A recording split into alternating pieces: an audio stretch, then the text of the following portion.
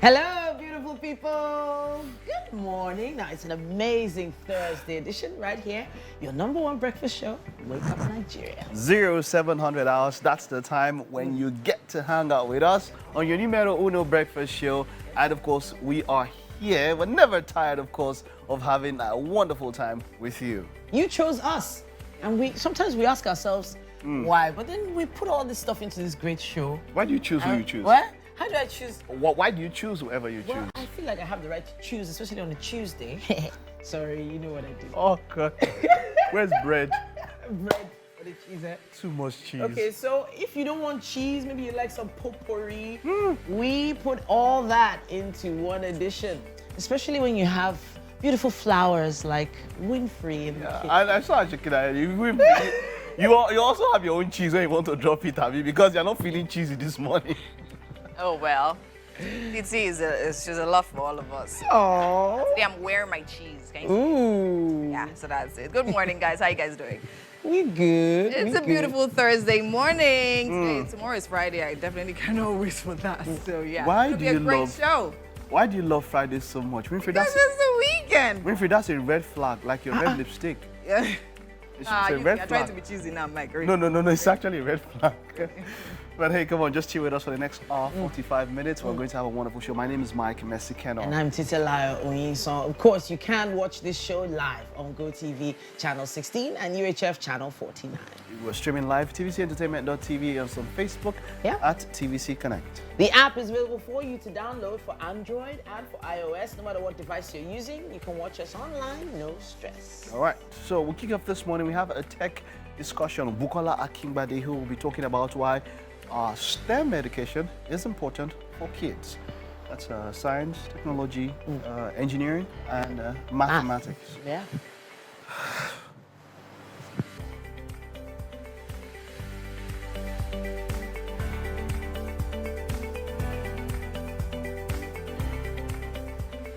And you know we love arts on a Thursday because of the beauty and admiration that it brings. For art display this morning, we have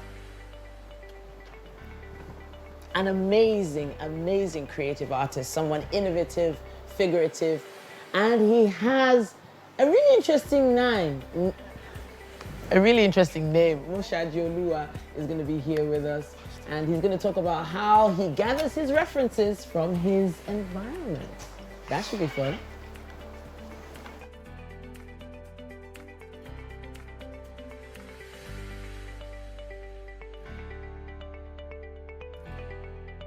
We have a book chat. My friend has autism. That is the title of the book. Okay. Well, I'm enthused by that title, and it's kind of graphic. It's something for kids. For children. It's something for kids. Sholake All right. Aziza. Yeah, so on a Thursday, we have loads to look forward to. Yes, we do. We do.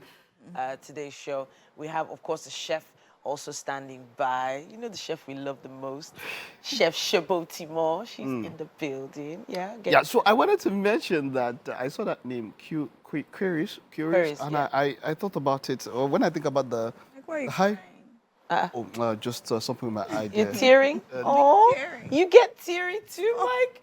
My eye did pain so me. See, tired. Okay, now let me move to this one now. Does crying help relieve anything? Does it? Hey, it does, though.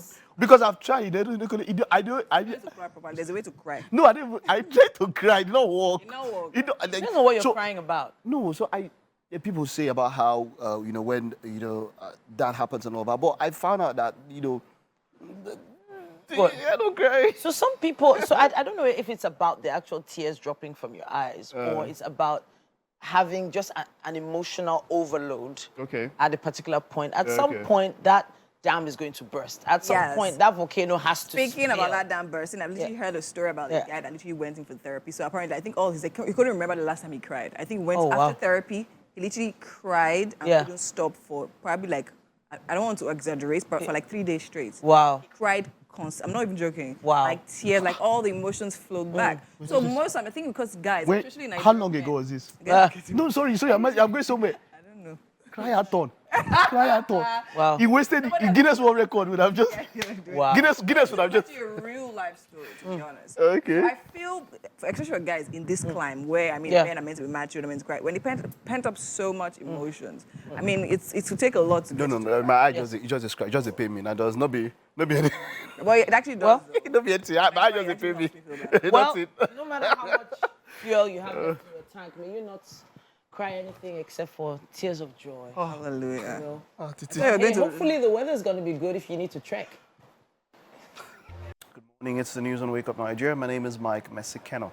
The price of premium motor spirit, also known as petrol, has increased for the second time in less than 2 months. This has raised the cost of living and transportation in many cities in the country, making it difficult for citizens to commute for their daily life. Inioluwa Pupola went around Lagos to see how the new increase in the pump price is affecting residents. The ever-busy Lagos city is now quite scanty and looking a shadow of itself. The increase in the pump price of petrol has forced many motorists to opt for public transportation rather than use their private cars. In January this year, petrol was sold at about 195 naira per litre until President Tinubu announced the removal of fuel subsidy on the 29th of May, and it rose to about 495 naira per litre. And just when some marketers reduced the price, the Nigerian National Petroleum Company Limited released a new price, putting a litre of petrol at 568 naira in Lagos and 617 naira in Abuja, citing market forces. The streets are full of mixed reactions as the increase in the price of fuel has affected the cost of transportation, food items, among many other things. Now, though President Bola Tinubu has assured Nigerians to be patient that the decision to remove fuel subsidy would soon pay off, it still remains tough for many Nigerians to handle. I boarded a bus from 7 Up Toll Gate in Lagos going to Bega to ascertain how much it would cost me. While in the bus, I engaged with some passengers who lament how they have spent more money for transportation and food, hoping the fuel price drops soon. From Bega to Tollgate, I used to pay 100 naira, but now it is 300 naira to go and 300 naira to come. I am just coming from Bariga and I was charged 500 naira to Bega, which used to be 200 naira before. Before now 150, 200, now in the carrier. Now we talk saying 500, one carry. This one, before I buy 150, 200. Now, I buy 600. The driver is not left out, as he says what he makes on daily basis is mostly spent on buying petrol. The thing affects us a lot. Because before now, if I use 1,000 naira for a good come, now it's 3,000 naira. As we move around the streets of Lagos, we stopped by a filling station where the manager revealed they are also affected as profits are significantly reduced. The sales has reduced a bit. You understand? Some will buy, some people that have been coming to buy large quantity before, they reduce their quantity. From Onitsha to this place now, buy fuel now 61,000. Despite efforts from the federal government to make things bearable for Nigerians, things seem to be getting tough. Now, Nigerians want the government to quickly ease their pains by providing cheap transportation and food items and jettison the proposed hike in electricity tariff. Inioluwa Pupola, TVC News, Lagos. Now on to foreign news. Officials say Russian missile attacks on Ukraine's Black Sea coast have destroyed 60,000 tons of grain and damaged storage infrastructure. Agriculture Minister Mykola Asoliski said a considerable amount of export infrastructure was out of operation. Russia has pulled out of an international grain deal in place since last summer, guaranteeing a safe passage for exports across the Black Sea. The Kremlin argued its demands for Russian exports had not been honored.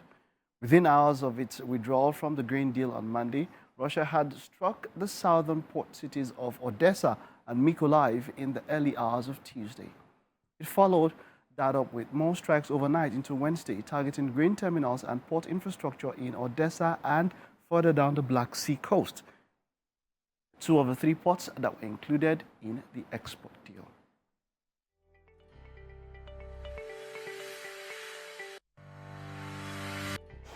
All right. All right. Welcome back. Yeah, this is what's up and about. And we have quite an interesting... Why are you looking at me like that? Mike, why did you stop in your tracks now? Because you're looking at me. Why? Like, whatever you say now. So the Just truth mind is, what you're Mike, saying now. there's no way we're both not going Mike, to your be mind on is the other going side, On the other of side. the tracks of this topic. And Just get ready. You're intentionally doing this because of the way you're looking at me. Okay. Yeah. So, Titi, you want to read something there? I can't get across to it now, but Okay. It's basically a topic that has been trending for different spheres in football and then also in entertainment, even in medicine, and that is cases of alleged rape, where women report cases of being raped, and then it goes to the law or justice or whatever, and the males are acquitted or from it. This happened with Benjamin Mendy, a footballer, who in fact his own was like 8 counts. He was charged for 8 counts of rape, and he was just acquitted after having spent some months in jail, and then 2 years of his footballing career had ended.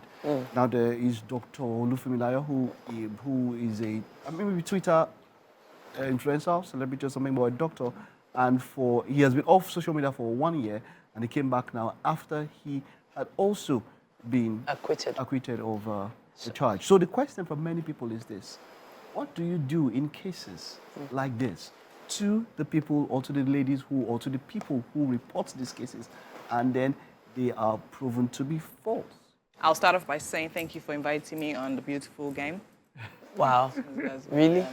So I'd love to have you. In the interest of avoiding the back and forth of football, we have a document here that's from the Medical Practitioners Tribunal Service. Now, I want it to even be noted that I think this happened abroad, right? In the UK. It was acquitted abroad. Yeah, that's this particular case, where there is a structure put in place to actually be sure that all the evidence is captured. So there is the rape kit that is available in every clinic and hospital, every police station, such that if a woman does want to go ahead and accuse or report rape, the evidence is taken. It is a very invasive process. They use swabs on almost every part of the body. They even have to ask permission of the woman every single time they want to swab her. It is a very invasive process that not many women could even have the liver to go through after going through something they say is rape. Now, if, for instance, after going through such a process, it's now determined that it's a lie, then yes, I feel like, consequences are necessary.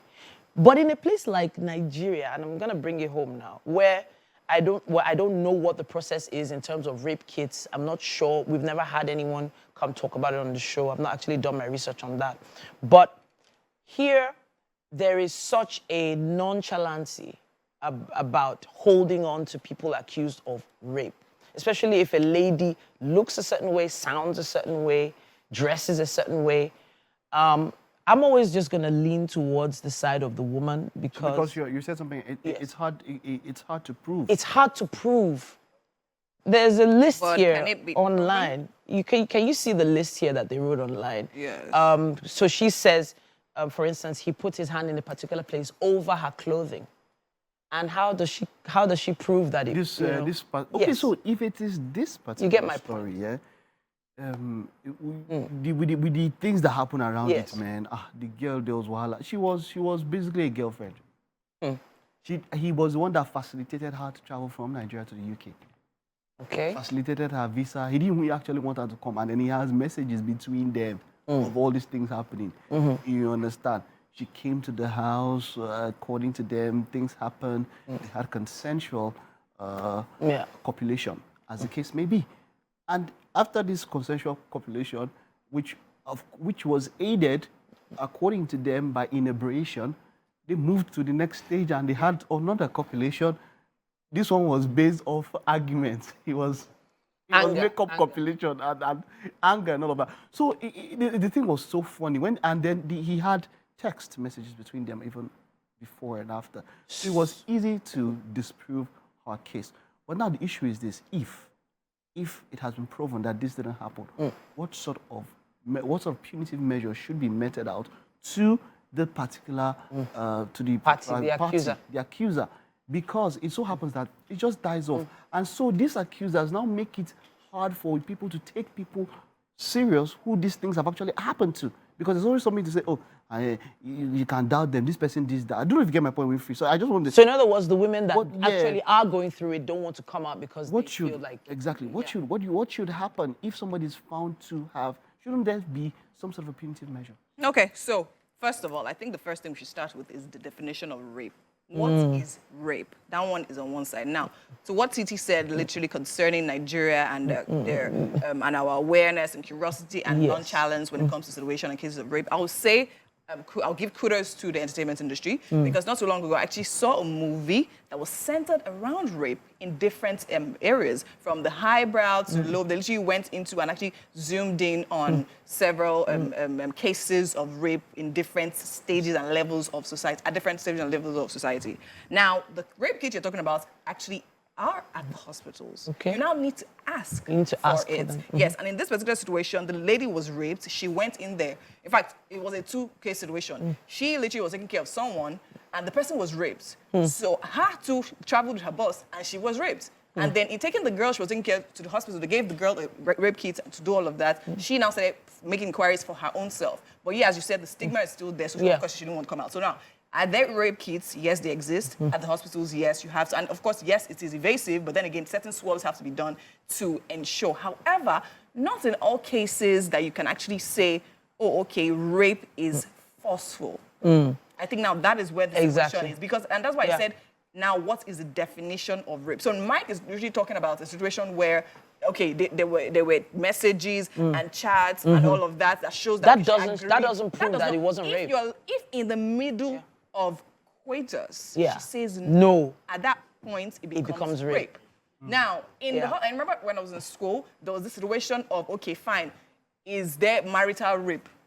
Now say once you say yes, you marry, it's permanent. Okay, so yeah, I get you on that, and I am fully on with you. Like you said, most of the time you give the benefit of doubt to the accuser. Now I'm saying, if we have taken this to the court of law, and then it has been proven that this person lied. Okay, so you're saying there are situations where this happens. Of course, yes. Now, so you know, the issue now is not really the rape per se. We know the things around it. We know how it can be. So I don't even think the term proven is the right term. Concluded is what I would say. Okay, proven, because there's some things you cannot prove. You cannot prove that. But you know that people can lie. No, people are just, there are cases where you know that. Yes, and so let's not go about the lingo there now. My question is, if the person lies, or if it has been found out that the person has lied. You mentioned there were two instances of... Yes, because now, for the case of Benjamin Mendy, we don't have to, let me rush through it. He had a very promiscuous lifestyle, you know, clubs, parties, orgies, and all that kind of things. So he opened up himself. Now, a case happened with Neymar. Now, this is football. What saved Neymar was that there was a camera in his room. Okay. He lied against him, but you understand? So let's just take it, let's get to the point where it's been proven. Okay. Neymar's case was clearly proven. I don't want to go into the details, but there was a camera. And it was, in fact, the girl was that's libel. That's yes. Okay. So now, what should happen? What in a way to dissuade people and to dissuade people from, so that people can speak up, because if this one happens and that one comes up, it's like, okay, if I speak up, people might. And first of all, because of those kind of cases that we have issues proving even the real cases of rape. Because there's a situation where people actually outrightly lie, especially with people with those type of social lifestyles and all of that, the footballers with the money and all that, just to get money, and all those kind of things. But so another footballer, Mrs. Greenwood, the lady who said she raped, they now have she now has a kid for him, still his girlfriend, and then she withdrew the case. But his career has ended. Goodness me. She withdrew the case, and so the judgment was that. A lack of was it lack of witness or withdrawal of key evidence that has come to light after his career after his career has. So everything is beyond reason. So the point now is this: if it is proven, there should be some sort of punitive measure. Like you said, there's libel. There's libel. So it's up to him to literally counter-sue her based on... Okay, so the person has to counter-sue. Yes. Exactly. I actually think we should throw this to the audience for them to give us the proper response on this. What should be the punitive measures put in place? Use our hashtag #WakeUpNigeria on TVC. Let's hear what you think. Good morning and welcome. Of course, it's Thursday and time for tech. We've got expert Bukola Akingbade. Now we're going to talk about STEAM education. Now, when I came across this, I mentioned STEM. I thought that, oh, maybe it's a typo somewhere, but it's actually STEAM, and she would let us know why it is. Now, why the STEM has grown to a STEAM. It's great to have you, Bukola. You're welcome. Hi, thank you. Good morning. All right. So we know STEM, of course, science, technology, engineering, and mathematics. But you actually are talking about STEAM here. Exactly. All right. What is that STEAM? What does the A stand for? And how? What did it happen? How did it get into the equation? So as human beings, you do know that we are, as we experience things in our daily lives, you know, there's the way we experience them and there's the seamlessness of it all and how that, you know, we interact with them. And that is as important as the technology or the science behind it, so to speak, because usability becomes a huge thing. Now, yes, it did start off as STEM, but over the last few years, it's now STEAM, which is broader. And the reason for that is if you kind of look generally at how, you know, the different revolutions have come from the first to the fourth, which we're in now. Exactly. You kind of see that, you know, if the top companies now this year, like Apple, like Amazon, Microsoft, Alphabet, those kinds of companies, versus like 2003, maybe 20 years ago, where you had the biggest company then, you know, must have been something like Walmart or GM or oil companies and stuff like that. So you can see that the face of the world in terms of business and big business has changed. So tech is really driving that and automation, and you see a lot of usability in terms of how we as users and humans interact with those kinds of things. So obviously when you talk about STEAM and STEAM education, is trying to get our young people and children kind of ready for that future of work. And it's a way of learning that is a lot more intuitive than when I don't know how old you are, but when I was in school and how I was taught in school and my curriculum and the linear nature of education. Exactly. Yeah. The linear nature. It's now changing a whole lot. How do we inculcate this in our kids? Where do we start from? Somebody who doesn't know about it, because you have some parents who might not be, you know, compliant in that kind of way when it comes to technology. But they want to offer their children these opportunities. How do they start? Where do they start? So I think that's a good question. There's so many good resources out there, to be honest. I think there's a lot that has been done. In recent times online, if you search for robotics, or if you grew up playing Lego as an example, Lego is an extremely kind of really good example of how to kind of get into STEAM education with your kids, because you learn everything from the engineering aspect and how you kind of you create and you kind of figure out how things work, you collaborate along that process. Also, you have events and things like STEAM Fun Fest that happen where kids come and, you know, there's a whole lot of science labs and STEAM labs happening. And I'm sure some schools also now have started incorporating things in co-curricular, as an example, like coding or robotics or AI.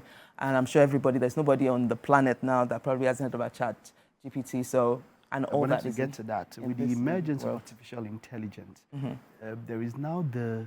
there's not so much of a need to know coding or to know processes as they were before. So people are talking about engineering prompting or prompting AI, or, you know, learning is now a skill. You know, with the emergence of artificial intelligence, where do we go from here? Is coding needed as much? Do people need to learn the back end as much as they used to back then?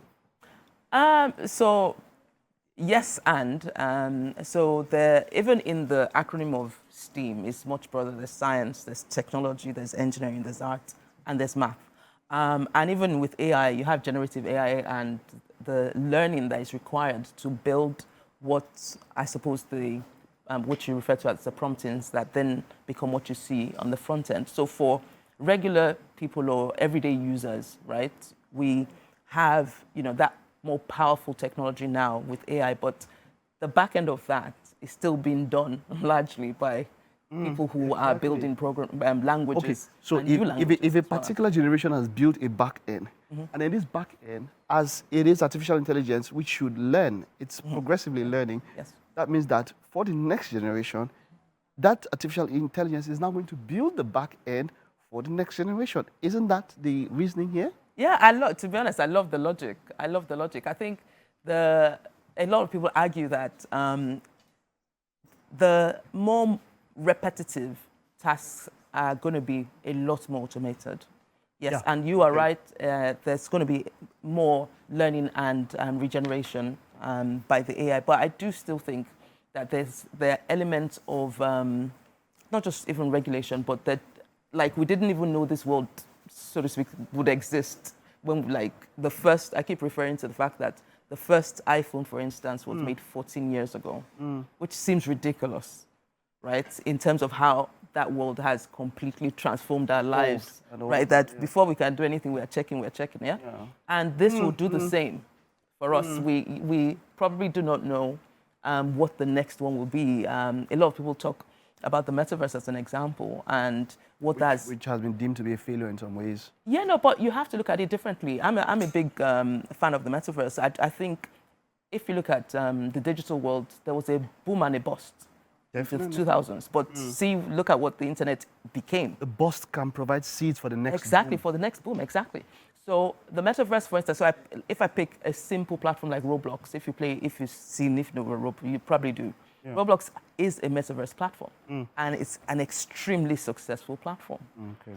Same with Fortnite now, actually, as well. So it's just the way it was, the boom and the bust of the digital age in the internet. It's the same thing. People go, oh, is this the next thing? And then there's that. But there is some nugget in there, and I do think that would also come through in the future. It's been a wonderful pleasure talking with you, and I hope to have much more discussions with you on the show in ensuing weeks and months. Thank you very much for coming on the show. Thanks. Nice to be here. Okay. All right. Let's head over to Chef Eshebiotimo in the kitchen. Super Tong, what's happening? Out in the field, Mike, and there's really so much happening. As you can see, you don't intimidate Mike. Wow, me intimidates Mike. Yes, because it's my kiss. Okay, no problem. Of course, we have here the lively and ever so present Chef Eshebiotimo. And in fact, we were calculating this vegetable we're about to cook right now. We counted how many lives did we count? Like 8 lives. 8, I mean 9. I sure not like 9 lives. Let's do so it will not look as we are exaggerating. Okay. Should we start counting? Let's count for them now. Crayfish. 1. No, crayfish 1. Yes. Turkey. 2. Mama. 3. Crab. 4. Mala. 5. Locust beans. 6. Onion. 7. Vegetable. 9. Fish itself. 9. I told you it's 9. Pepper. I don't. It's a whole. It's even kukuma 10. Mike, are you? Mike, I'm going to be the QC. Come on. Welcome again. Yes, here. So tell me, what are we making this morning? Vegetable, a 40 with white rice. Rice cooking. You are not. This vegetable, that's not the introduction we say we're going to give it. Okay, Toronto. Now that's it. You know I love packaging. I did that, I was just trying to be. So we're making vegetable and white rice today, and I've been chef. Have you tasted it? I can't wait. Imagine. Literally, I'm waiting. Even without. I can't imagine without anything. Let's start, Abby. Dig it up. These are red oil. Yes. So we have red oil here. One of the ingredients, of course, and we have our vegetables. What vegetable is this? This is ugu. Miss ugu.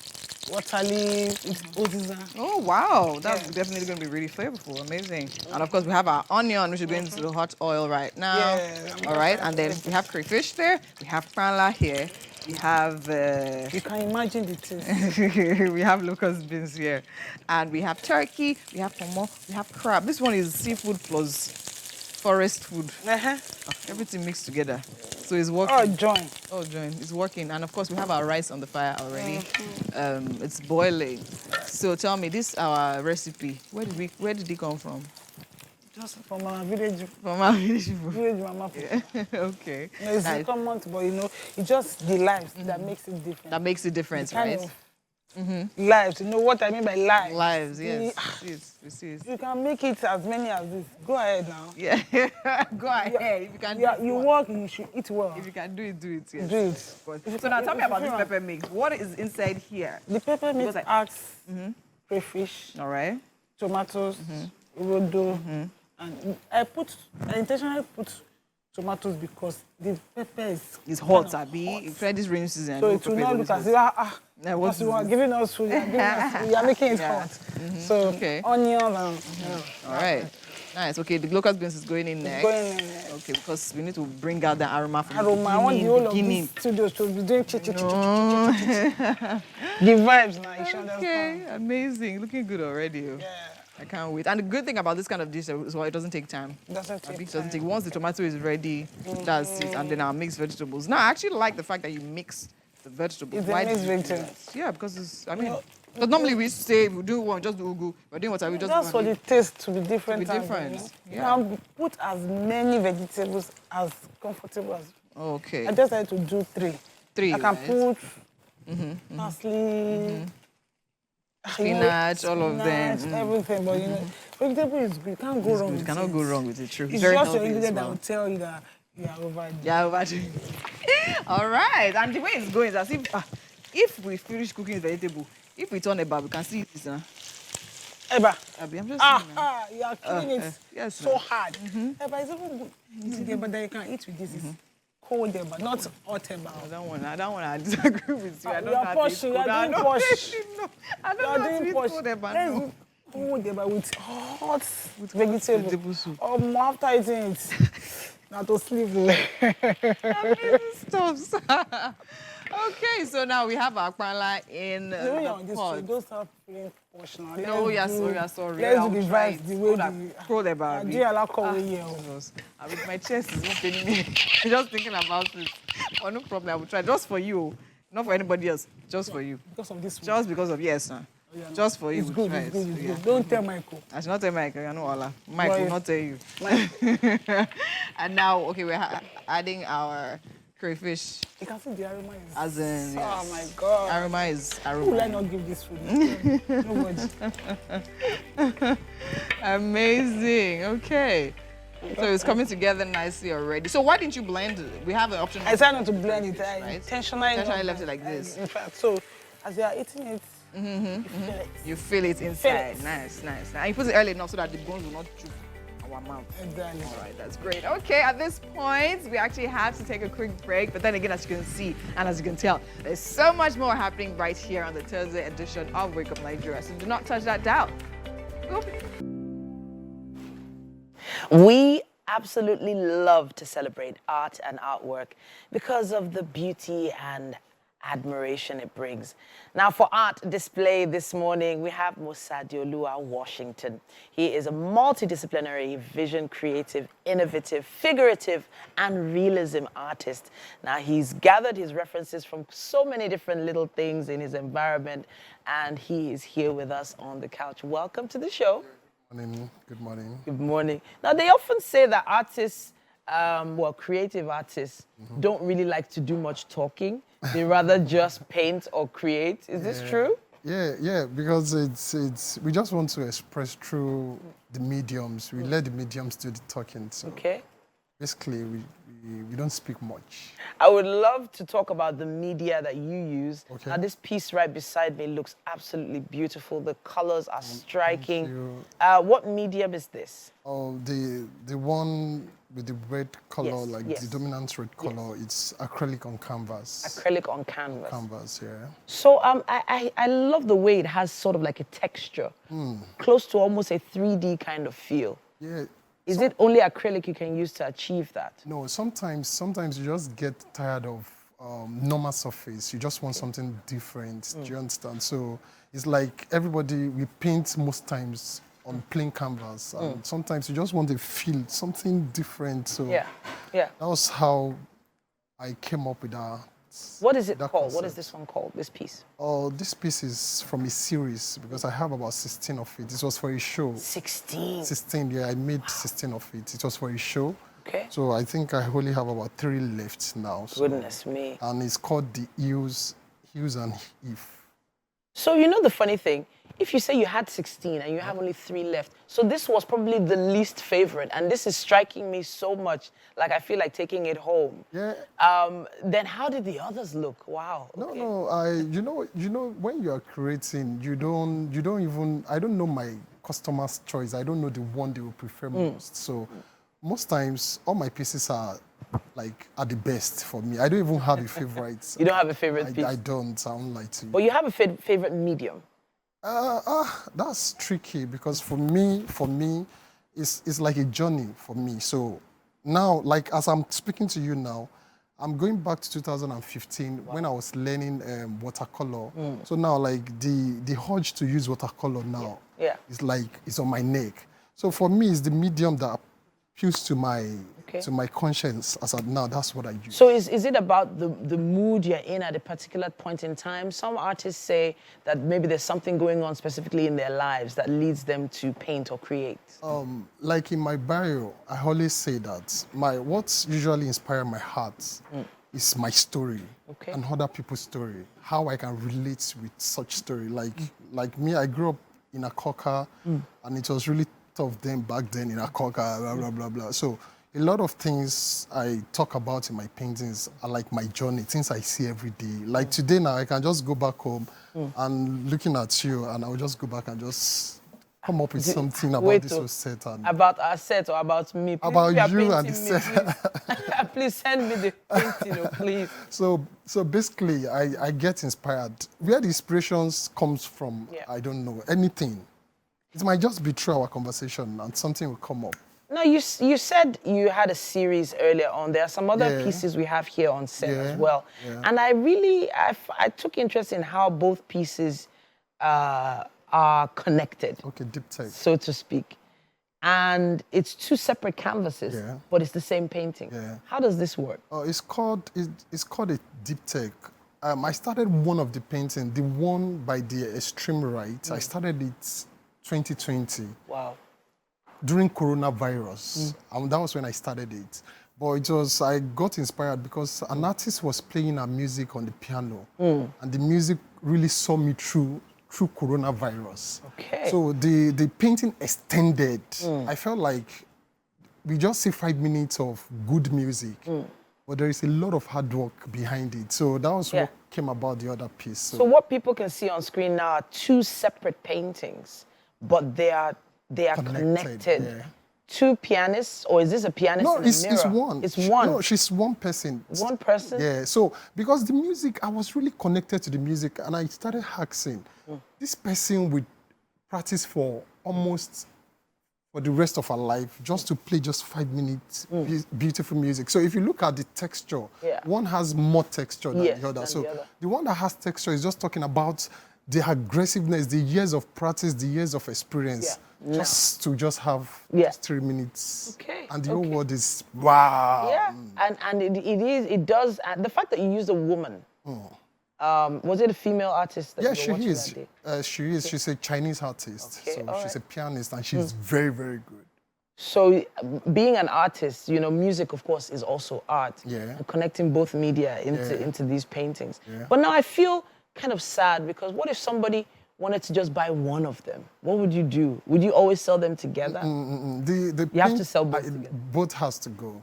Because it's a story, and that's what I'm selling. Okay. I'm not just selling the piece, I'm selling it to somebody that is connected to the full story. Okay. Yeah. All right. So obviously that person has to have a wall that is big enough to receive both. Definitely. But then when you're mounting them, do you mount them close together or do you give a little space? No, it has to be together. It has to be together. It has to be together. So the framers, they know how to do it, so they just mount, I wanted to actually talk about the frames and the canvas themselves because this is expensive work.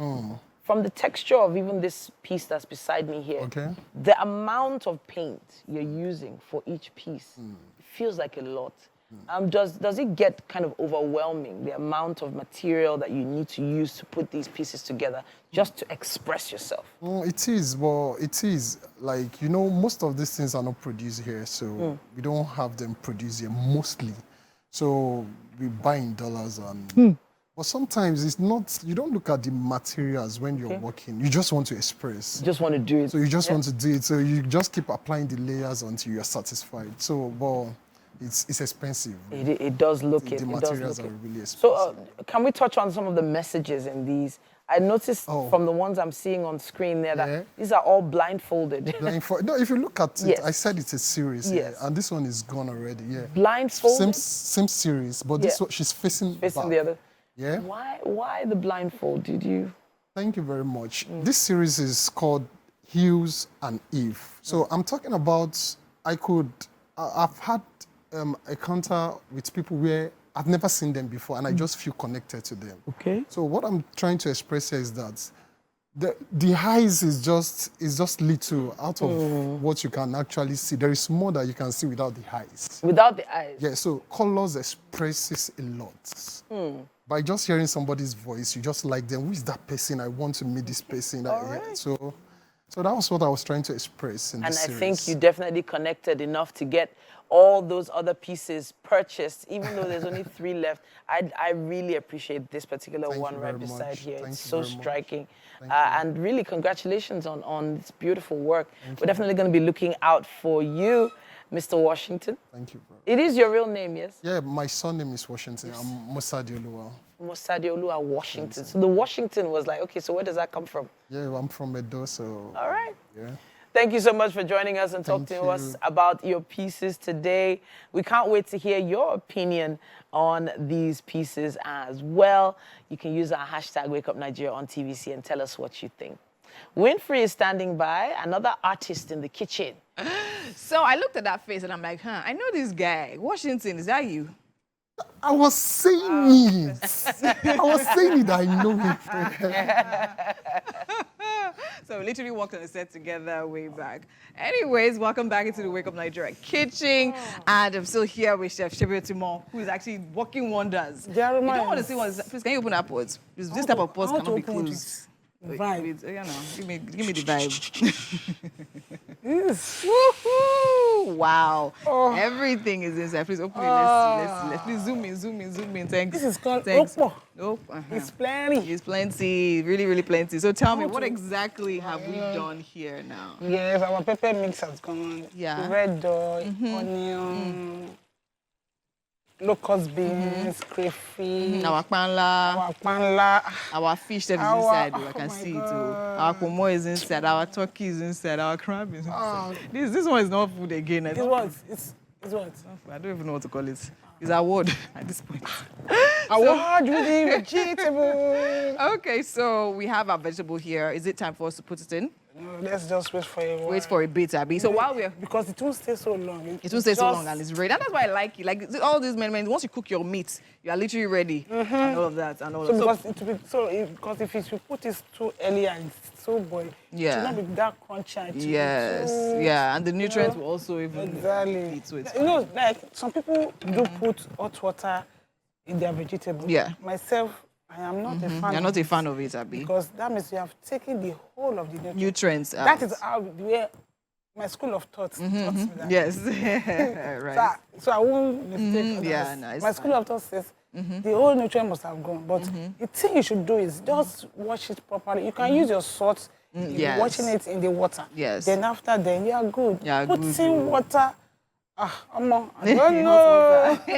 Anyways, in case you're just joining us, you've definitely missed a lot. But then again, we'll definitely do a rundown, right? So Chef Yabzima is here literally making white rice and vegetable sauce that went our rice is cooking. Went to Toronto. Our rice is rising. Our rice is rising, of course. Our rice is definitely almost there. Confirm. And it's been amazing so far. I don't know if we have the ingredients on the screen, so we actually run through that.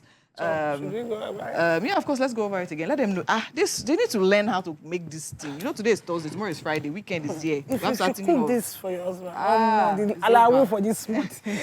Just come and give me out of it. Yeah, I'll give you out of it. It'll be plenty. All right, so we had the onions going. Okay, we had palm oil first. Then onions went next. Yes. Then locust beans went next. Yeah. Then our mixed pepper. Oh, yes. The turkey, the fish, the panla fish. You can put as many accessories as possible. Really accessories. This one is gold. Pure gold.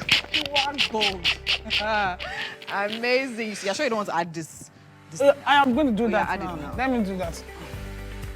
All right. Yay, it's going in. And few minutes, 3 minutes. We're good. We're good. And breakfast is ready. So by the time you're coming we have back, different kind of breakfast. It's breakfast. It's not breakfast. It's not the breakfast. Because that's they are served in breakfast. No. Amazing. The breakfast is fasting already. Well done, chef. You're doing an amazing job. Thank you. Love and appreciate you. Oh, all right, on that note, we literally have to go on a break. By the time I come back in the kitchen, I'm sure this will definitely be well on the way. But we need to go on a break right now because it is the top of the hour. Stay with us. We'll be right back. Alrighty then, welcome. It's the second hour of the best breakfast show on Nigerian TV. And that's what we do, bring you fun and entertainment all the way up until 45 minutes past 8 o'clock. Just stick around with us. We'll make it worth your while. So the question is, are you ready for all the fun and everything we have present for you? We have been having so much life and energy in the kitchen, by the way. That food, feels like, in fact, it's giving me life. For food to be exciting me. I mean, Mike is not saying anything. No. When you finish all the talking, the last it's still me that will come and confirm and ensure that it has reached quality standard. Wow. Quality control. You know how it is. Okay, yeah. The quality control officer of the kitchen is standing right beside me. His name is Mike Mesikeno. Definitely. And the one who introduced the quality control, who checks the quality after the quality has been confirmed by me, is Titilayo. It's great to have you on the show. Of course, you can hit us up. It's on GOTV. That's where we are live, channel 16. On the ultra high frequency, that's terrestrial band, it's 49. You can also stream the show live on tvcentertainment.tv.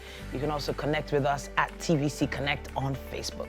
You can also download our app to watch us live anywhere around the world. Lovely vibes there. So we have Curious right here with us. He is a Nigerian singer, songwriter, and producer born in Yenagoa, Bayelsa State. He began his career in 2013 after winning a talent hunt show, but definitely was only able to release his first single in 2019. Hi, Curious. How you doing? How you doing? No, I'm great. Not bad at all. Nice to have you here. Yeah, I saw your song. I like the vibe. It's happy. And then meeting you too, you have the all smiles. You're literally like a happy kid. So tell me, what was growing up like for you in Bayelsa? I actually went to law school in Bayelsa. Are you serious? Yeah, Yenagoa.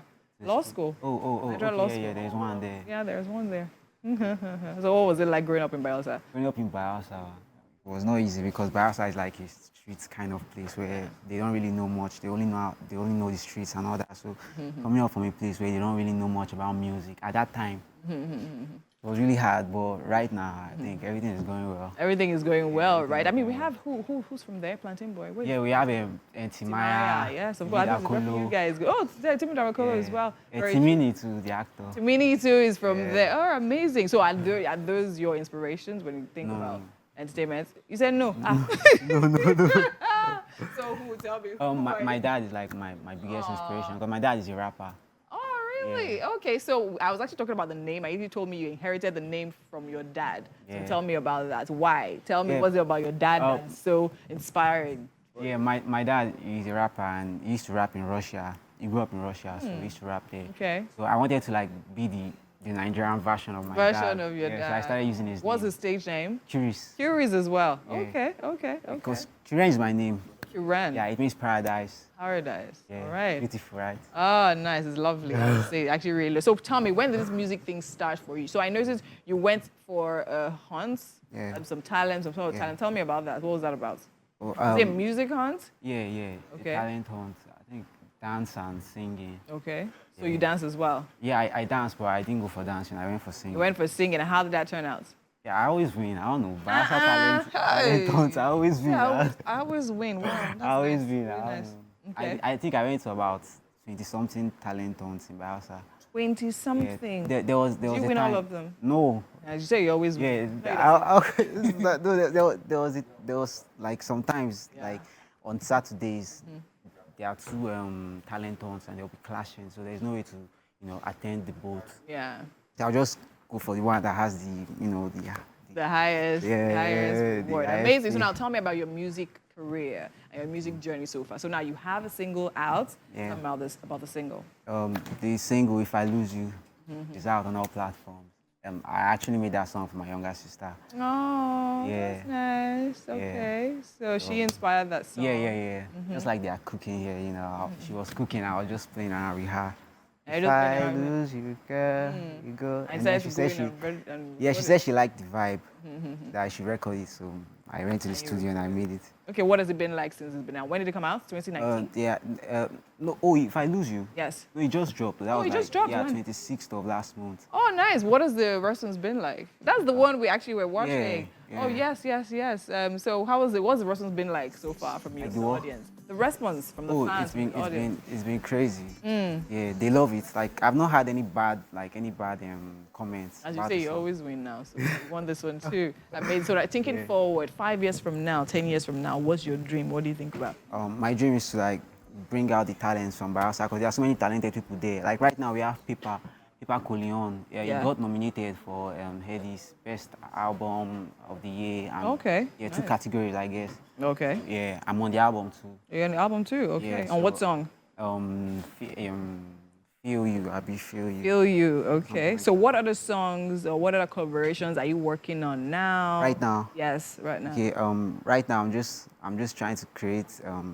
I had this stuff I used to do in Bayelsa State, Heartbreak in August, every August. Okay. Yeah, but then I stopped doing it because of how the music thing is in my state. Yeah. Yeah, so but now I'm working on it. So are you moved to Lagos now? Yeah. Okay, so you want to kick off from Lagos? Oh, amazing. Actually, for some weird reason, I feel you actually do really great. Yeah, I mean, in no time, I believe we're literally going to be hearing you all over the place. So yeah, so kudos, well done to that one. Thank you very much. All right, so you want to drop a few bars for us before we leave?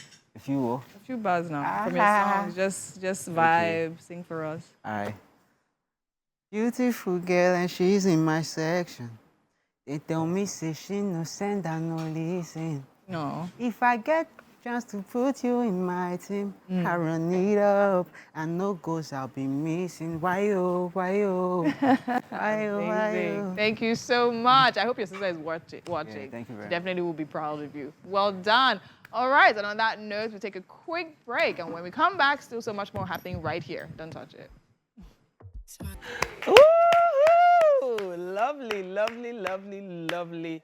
An amazing performance there. I have to say, that's such a really smooth, calm song, right? I think it's the best song to actually take us into our book chat segment. Because we have to breathe in this one and calm down. On Book Chat today, we are reviewing a very special piece. Sholakwe Aziza is here.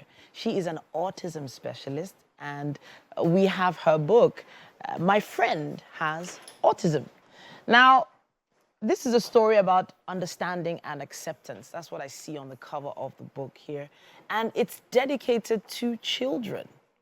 Welcome back to the studio, Sholakwe. Thank you very much, Titi. All right. Now, we've had quite a few conversations on autism before. But first of all, let me just say congratulations on the release of this book. Thank you very much. My first question is, why did you feel this needed to be put together right now? Okay, so the first one I'm going to do is, it's Azazi. Azazi. Yes, so it's Sholakwe Azazi. Azazi, okay. Yes, okay. And then you said, why did I feel like I had to put up this book now?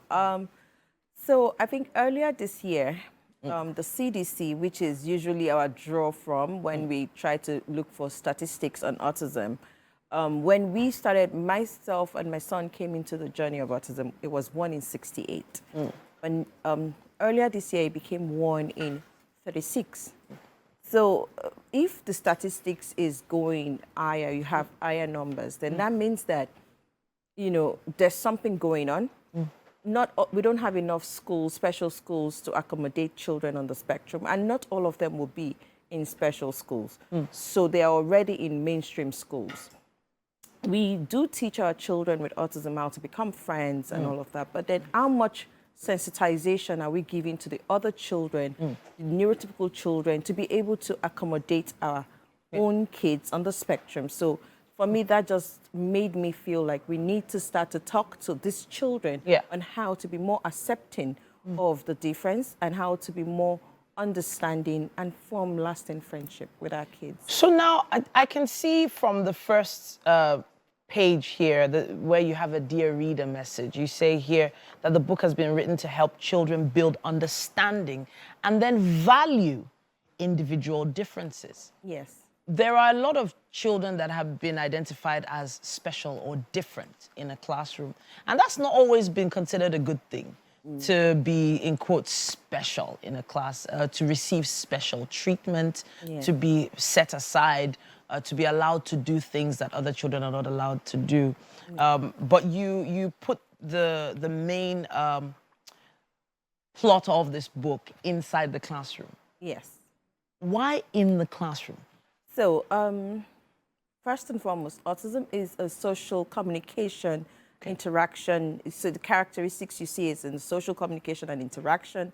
You see it in repetitive behavior and restrictive behavior. Yeah. So that means that they are in the classroom setting, because most times you see a child between 5 and 10. Where do you find them mostly? In school, in the classroom. In school environment, in classrooms. So that is where they're going to be interacting. And if they have they struggle with social communication or social interaction, and within a classroom, guess what? They will be singled out as different.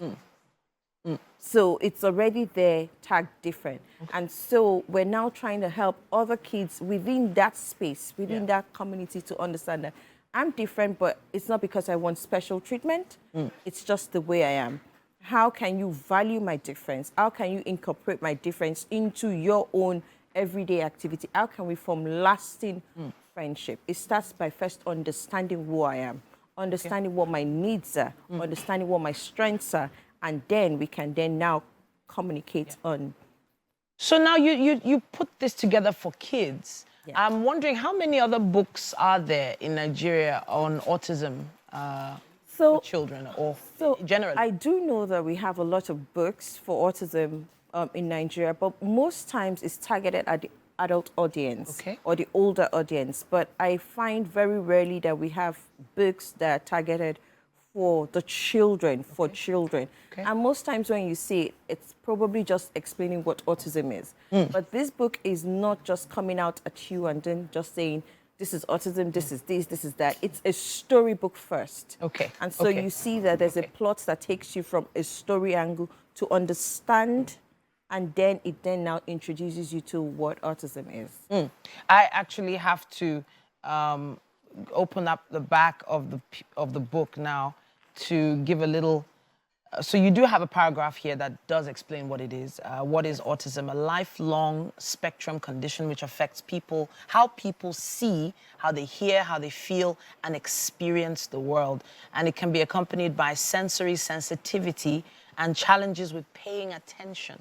So I want to stop there at that word, or that term, paying attention, because a lot of young children in classrooms have been accused of, well, I'm using the term accused now, are often yelled at by teachers for not paying attention, for being distracted, and maybe never being diagnosed. You gave us some stats just now. You said 1 in 36. That means if you have a set of 50 children, it's very likely that there's 1 or 2 in that set of 50 kids that is probably on the spectrum in a classroom. So how do we begin to deal with that? So paying attention for teachers especially. I don't even know where to begin. So that's another reason why I wrote this book, because even as a teacher, you can pick up this book and you can start to understand what you're dealing with, because although it's for children, it has a lot of, facts and figures that you as an adult can relate to and understand and awaken your own quest for more knowledge. Now, how do we start to deal with issues like, you have differences in your classroom and all of that? You start by first understanding each child. Each child is different. Each child is unique. How I learn is different from how another child learns. So the first thing as a teacher, as a good teacher whose intention is to impact knowledge, you first have to know, who are my students? How do they learn?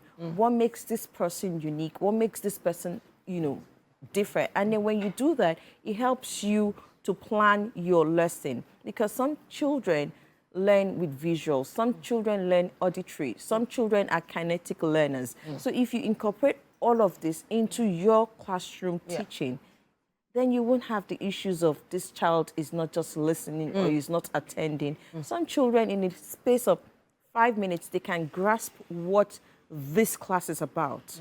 And so for children like that, you know that you have a 5-minute window to, go in and out. For some other children, you know that they have to feel it, they have to touch it.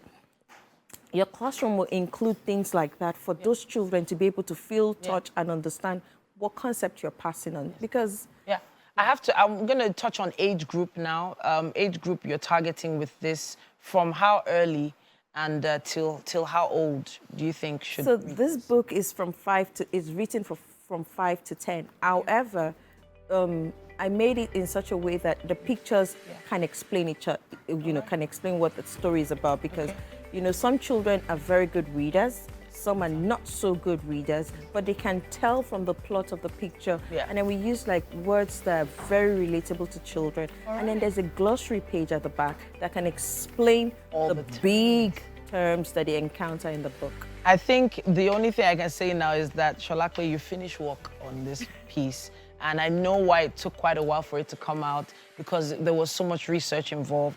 Thank you so much. Are the books readily available at book? Absolutely, yes. They are available at bookstores all over, yes. Online? Online too, yes. All right then.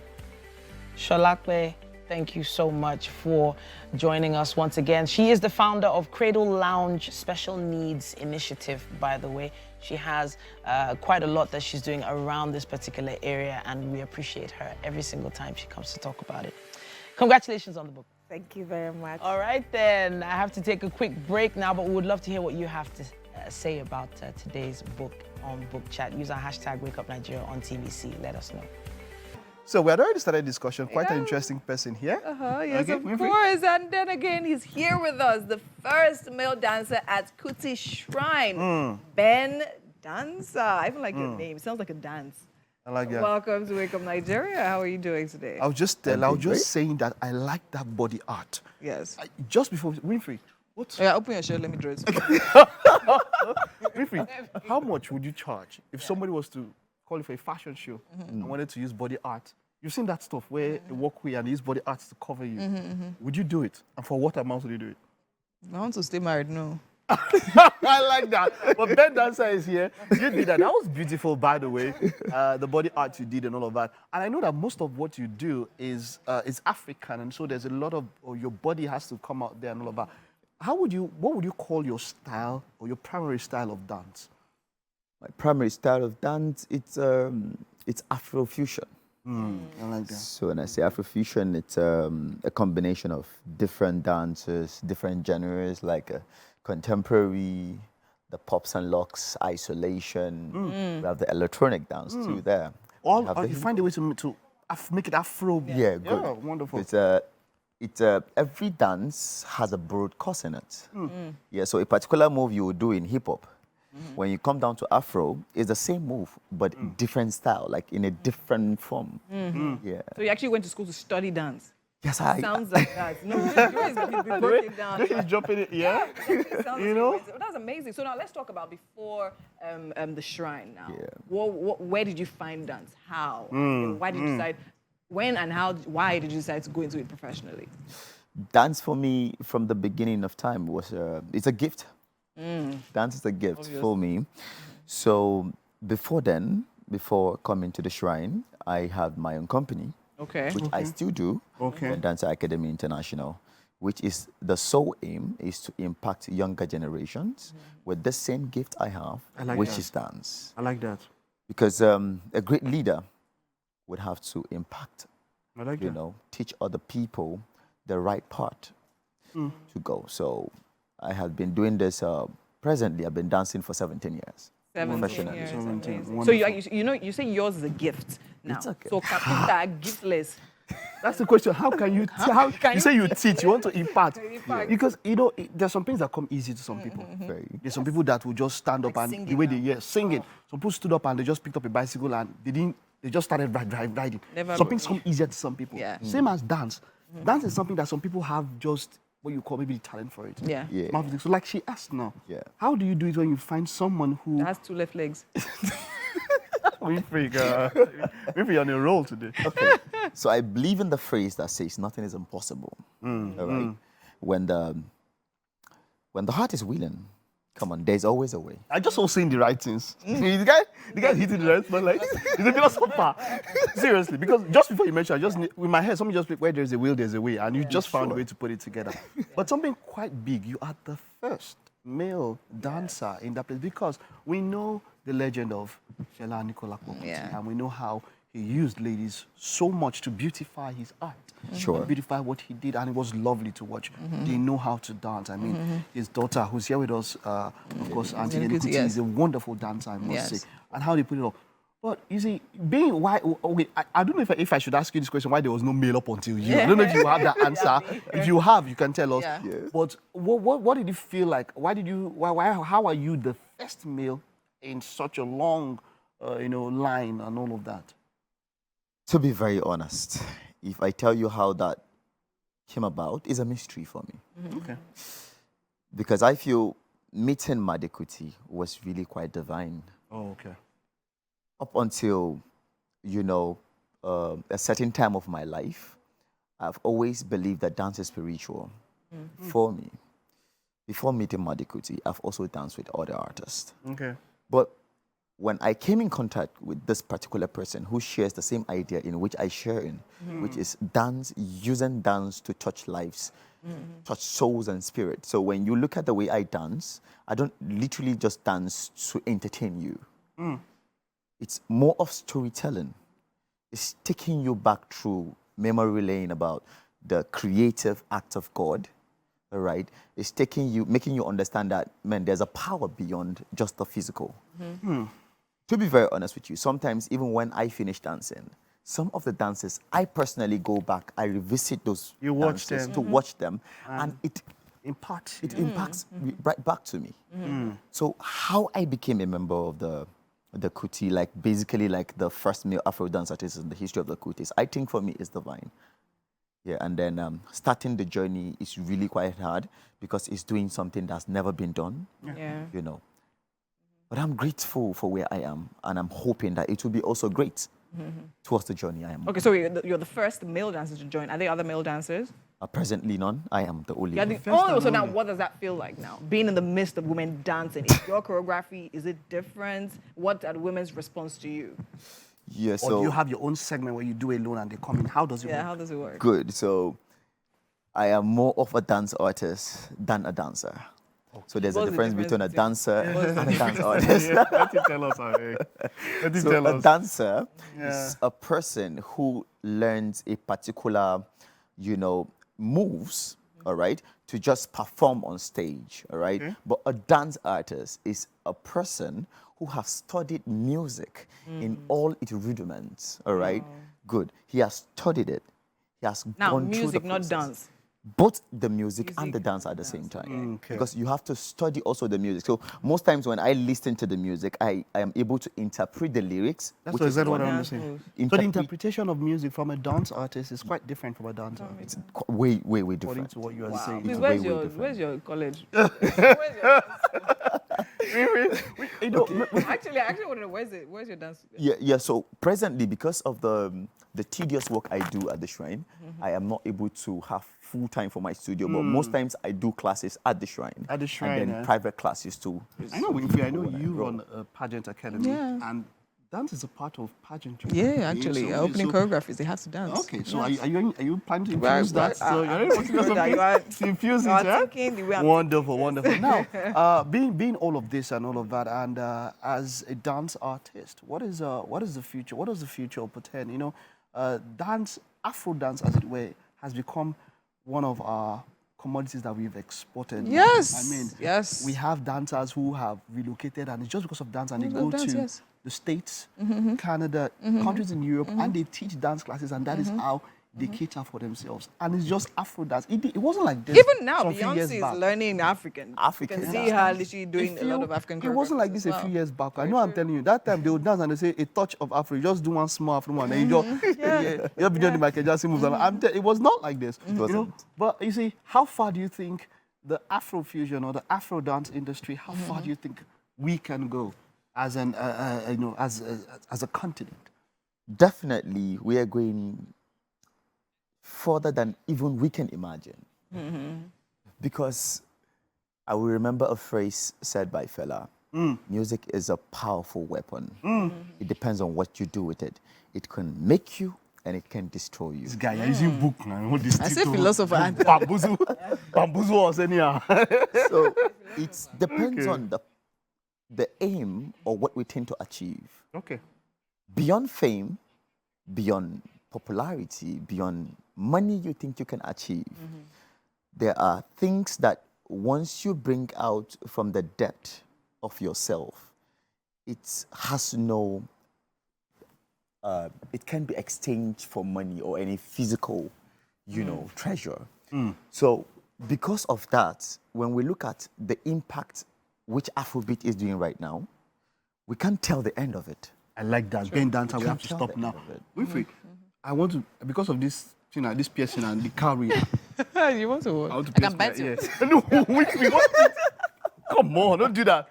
Ben Dancer, myself and Winfrey, now you're going to, we have breakfast for you, right? We're going to give us a very simple Afro-fusion movement. You're going to teach us something very simple just before we go there, right? So let's get up. Just show us something simple that we can, just learn. And something little. I didn't use the one time. I didn't use the one time. I didn't use it. Just, okay, Winfrey. Yeah. Okay. Okay, so right from here. Okay. Go 1 and 2. 1 and 2. Come on now. 1 8 again. 1 8 2. Good. Now that's what you say now. Come on. Now right to the right. Come on. Come on now. Come on. Kiki. Come on. Kiki. They're not those behind them. But come, let him do one. If we go this way, you come this way. Please. You do your own freestyle now. We'll just be hyping you. We'll just be happy now. We'll just be hyping you. Then let's just do. Oh, cool. 5, 6, 7. Go.